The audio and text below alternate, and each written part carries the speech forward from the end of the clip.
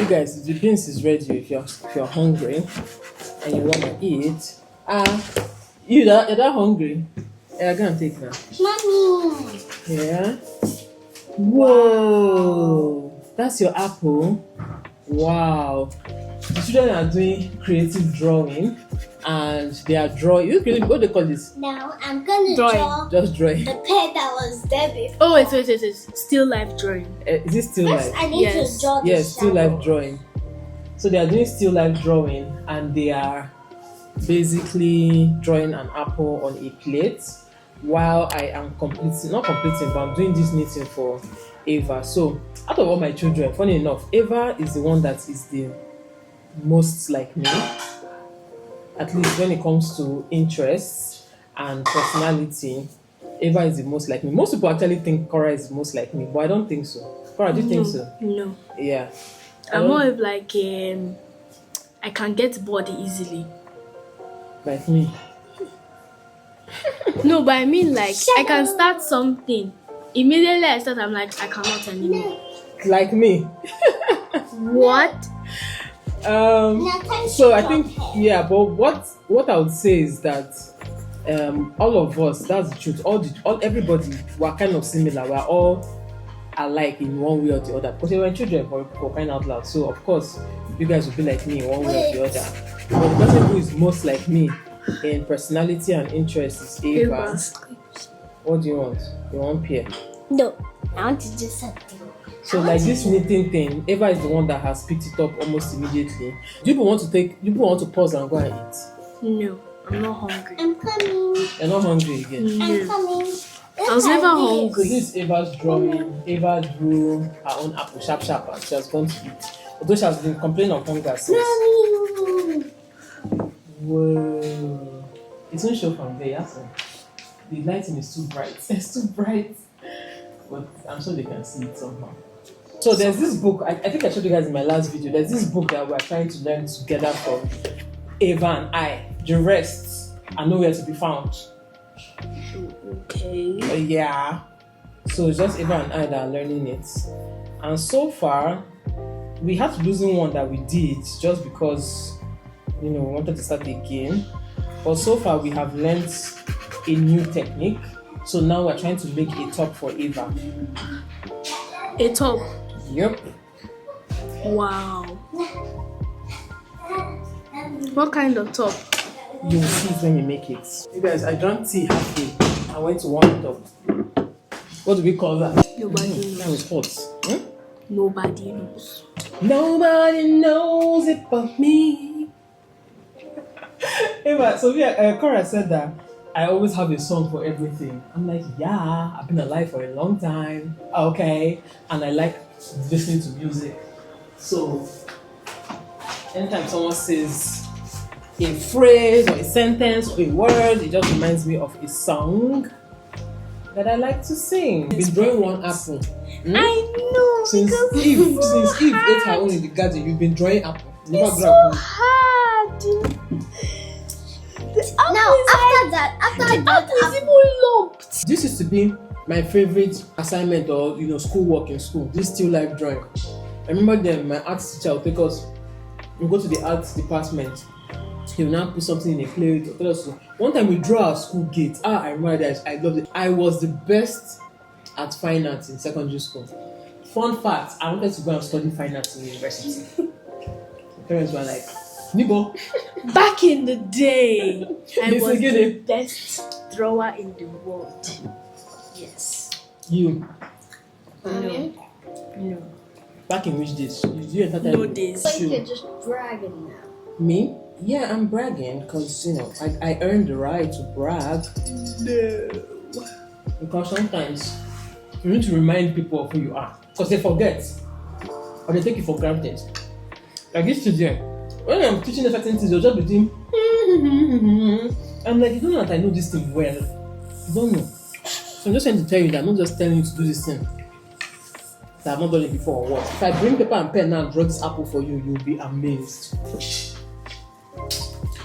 I want to draw people's faces. Guys, sometimes I ask myself whether putting a couch in this room was actually a good idea because this couch is slowly becoming the catch-all center for all kinds of rishi. So whenever, you know, we do our laundry and the clothes are dry, we just come and dump them here for me to fold or for my husband to fold. Most of the time, I'm the one that folds all laundry. My husband usually folds bed sheets and all those big ones. Then me, all the small, you know, here and there. I'm the one that folds them. But I realized that because this couch is here now, other random stuff will just come here and dump it. But I like having a couch here because when I wake up in the morning and arrange my bed, I like to have a place where I can sit and just watch TV or press phone or, you know, do one or two things before I go downstairs or even during the day. I posted something on Instagram not too long ago and I said, let me come here and warn you people on YouTube, okay? Let me come here and extend that warning to you guys on these Obasanjo streets. This Beyonce's internet. This warning is specifically going to Igbo women. So if you're not an Igbo woman, you can skip past this section, okay, and continue watching the vlog. If you're not interested in what I have to say, you can skip, but this is between me or between Igbo women and I. You guys should come closer. Let us talk. But don't come too close, please. I want to fold my clothes. I need space. If you've been on the internet in recent times, you would notice this growing trend of people basically highlighting the wickedness of certain Igbo women towards their staff, their domestic staff, their helps, or the fact that they will go and bring small girls from the village and, you know, maltreat those girls, or even their relatives. You know, I've seen those videos, I know those stories, like, no, it's not new to any of us, right? However, I've seen a concerning trend also growing alongside of Igbo women coming out to talk about these things and highlight these things and say things like, I'm an Igbo woman, but even myself, I will admit that Igbo women are very wicked. I'm an Igbo woman, but myself, I will admit that Igbo women are this, Igbo women are that. On the surface, I understand why they do that, because someone like me, I was tempted to do that. I think at some point, I even said I was going to make a video about it, you know, like, why all this wickedness? It's not fair, this and that.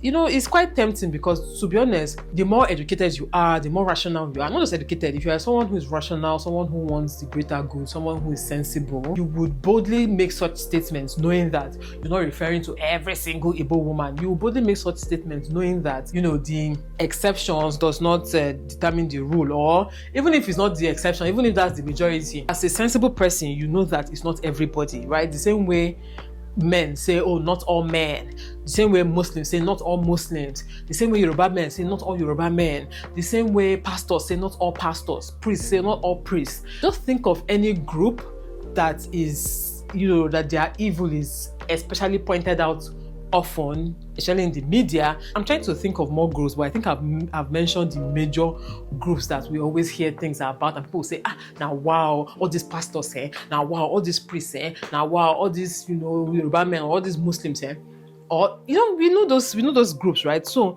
now Igbo women are joining that group. What I'm trying to say is that whenever those things are said, you see people come and say, not all this, but a rational person knows I don't mean every single man on earth.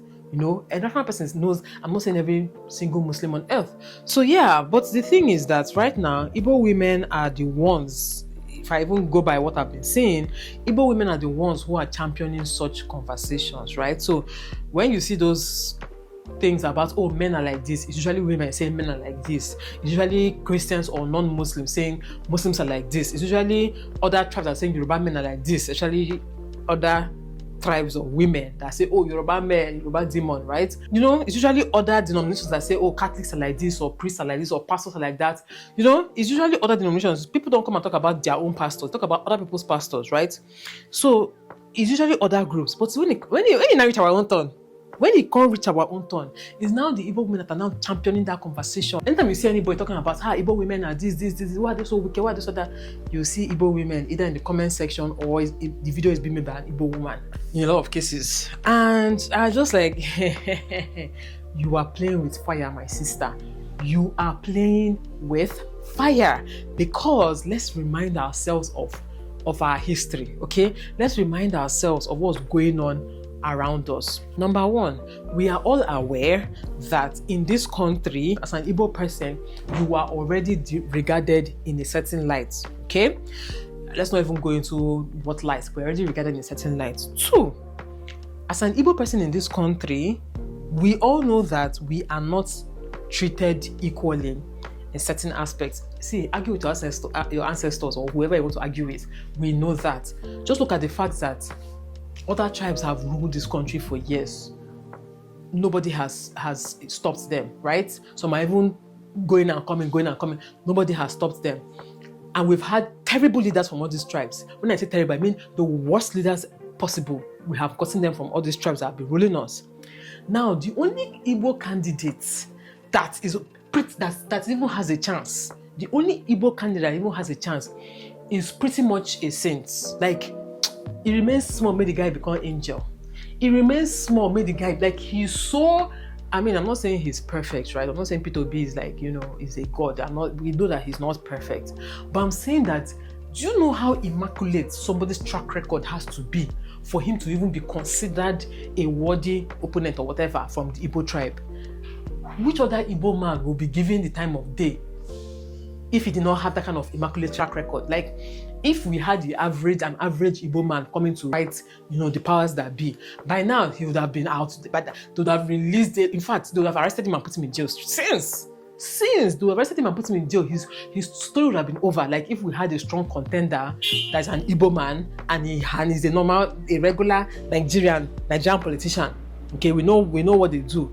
A normal Nigerian Igbo politician now gains popularity like this, now stands a chance at that presidency. He would have been in jail soon. You know that you are aware that that's the kind of country you live in. You are aware that is the state of your people in that country.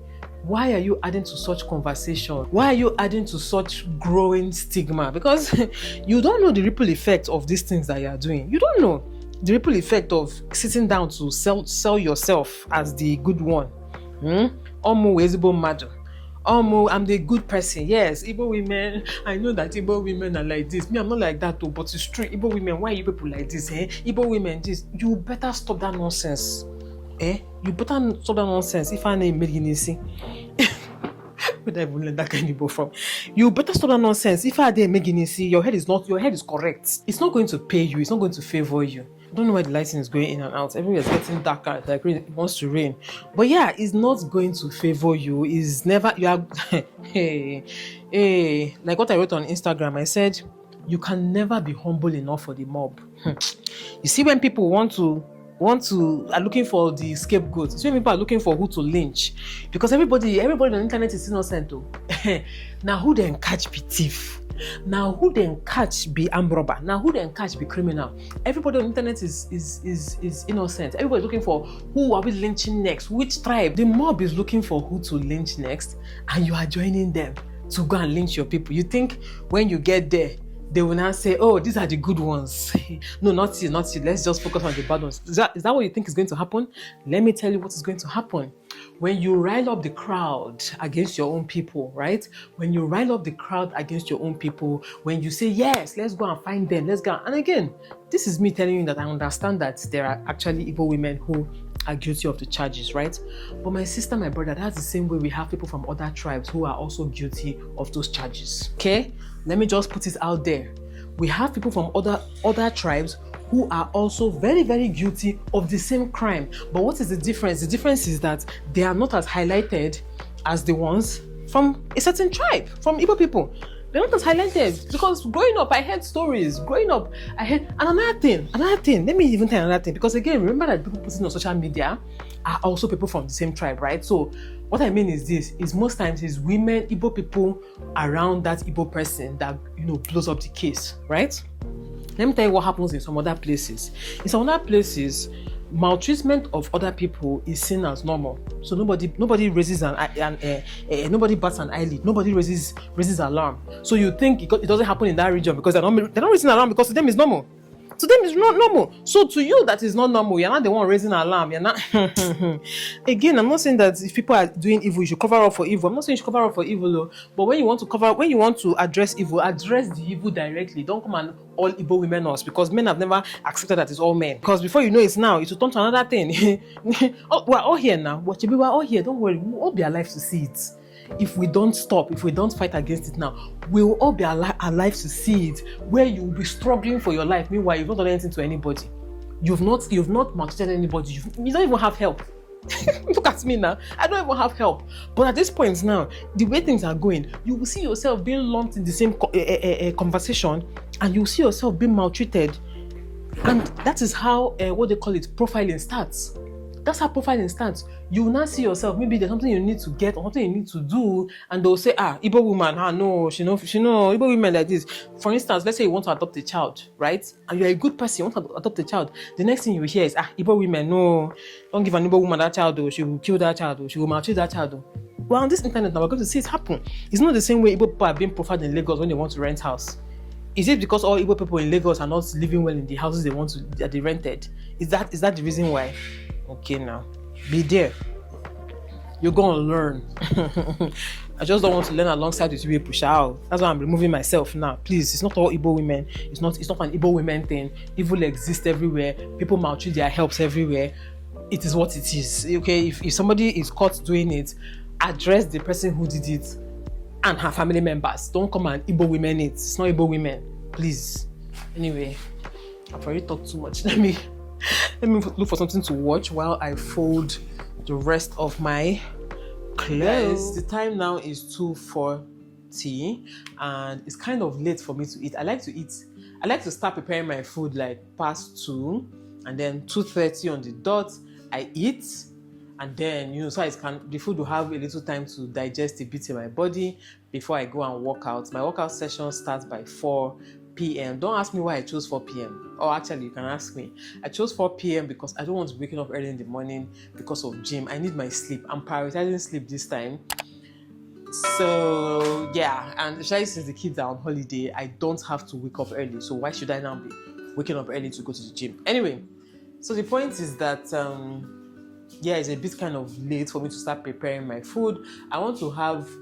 I wish I had boiled eggs. Normally, I have boiled eggs. Who ate the last boiled eggs? Here's the set. Anyway, so please next time just boil more, okay? Like you can just, if I later on boil like 10. So I like to have boiled eggs because it would have been an easy lunch for me right now. So ideally, I would have just had a quick sandwich or just eat the boiled eggs. But since there are no boiled eggs, I have to fry them. So I need to fry 4 eggs right now. Kaora, break the eggs for me. I hate breaking eggs. I hate breaking eggs.